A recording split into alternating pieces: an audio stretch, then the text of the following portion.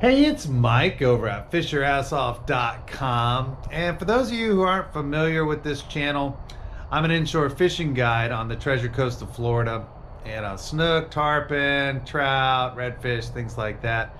And I'm doing something a little different today.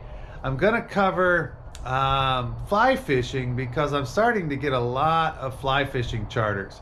And I really want to go over the types of fish that you can expect to find during certain times of year and which flies are going to be the best thing to have in your fly box when you come down here to fish for them.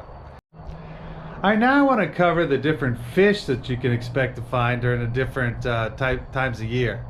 So you can expect in the winter months, we get a lot of bluefish, Spanish mackerel come around. We have pompano on the flats. There's always ladyfish and jacks. Redfish are around. You can find them sunning themselves in the morning. And the speckled trout are pretty much here all year long. But most of those fish that I just named, you're talking, maybe they're usually 5 pounds or less. So with that, you're really just going to need maybe a 5 weight, something around that, 4 or 5 weight. Yeah, not even a 6 probably. 4 or 5 weight is what you're going to want for that. And you're also going to need sinking tip line because a lot of times we're fishing anywhere from 2 to 8 feet deep. So that's what you're going to need in the winter months. And in the summer months, that's when the bigger fish start coming. So that's when you're going to get your big tarpon, maybe up. They come out around April, so you'll start getting tarpon up to 100 pounds if you want to target those. I personally don't. I target the fun-sized tarpon, 10 to 30 pounds. You also get the big snook will come. So the big female snook will come from offshore reefs and wrecks, or down deep in inlets, or from up in the rivers wherever they spent the winter hiding from the cold. They come around. And in April, you also get the big permit come through. So we get a lot of permit come through, some of them upwards of 20, 25 pounds. So in the summer months, the hot months, April through about November 1st, you might need a little more rod, if you want to target some of those bigger fish. So now you're talking about maybe a 7 or an 8 weight you want to use, especially if you're going after redfish and snook around docks or some sort of structure. You might need something with a little stronger to get them out of there. So those are the fish you can expect in the hotter months around here. And again, this is Treasure Coast, Vero Beach, Fort Pierce, Hudson Island, Jensen Beach, Stewart, this area.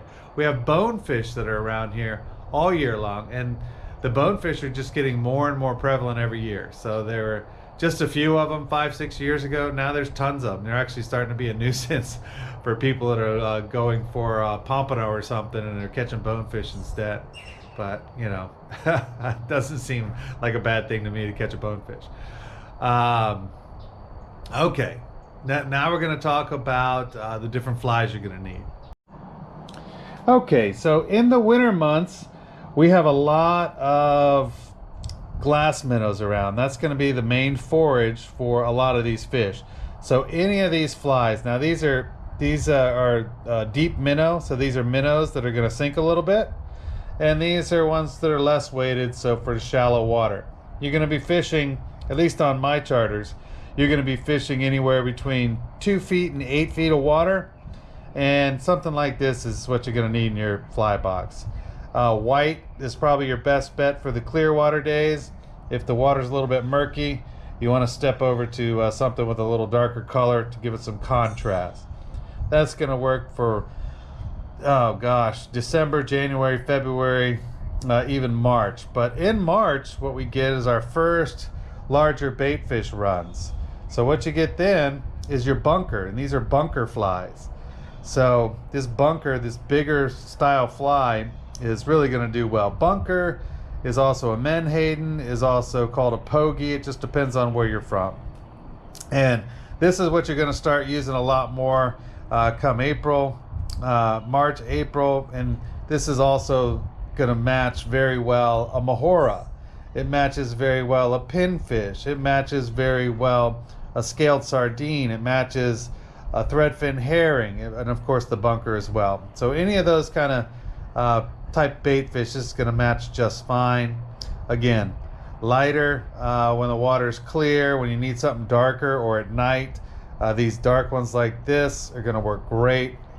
Snook, tarpon, you know, all of these different larger fish, they'll still eat these. It doesn't mean you can't use these too, but really these are where you're going to get your bang for your buck for those bigger fish.